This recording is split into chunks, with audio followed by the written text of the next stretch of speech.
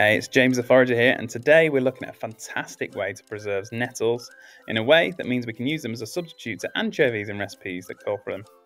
So let's look at lacto-fermenting them. We're picking just the nettle tops to start with, the top 4 to 6 leaves. We don't want the hard, stringy stems. We'll chop these up as fine as possible. You'll see the glove isn't really needed, but it just ensures I won't get stung here. We'll add these nettles to a blender along with 7% of its weight in rock or sea salt. So we'll weigh the nettle before putting it in. Say it's 100 grams, we'll add 7 grams of salt to it.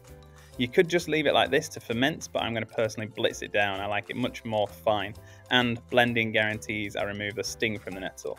So next we pop it into a jar for lacto-fermentation to work. It must be done in an anaerobic environment, which means no air can touch the nettles.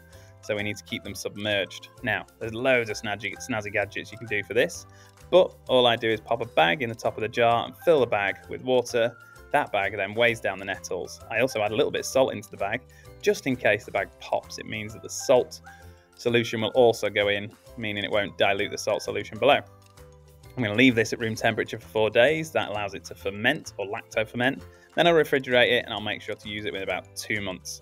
I use this now as a substitute for anchovies in any recipe I'd use anchovies in. So, why lacto-ferment? Well, lacto-fermentation is a traditional method of preserving food using beneficial bacteria, specifically something called lactobacillus.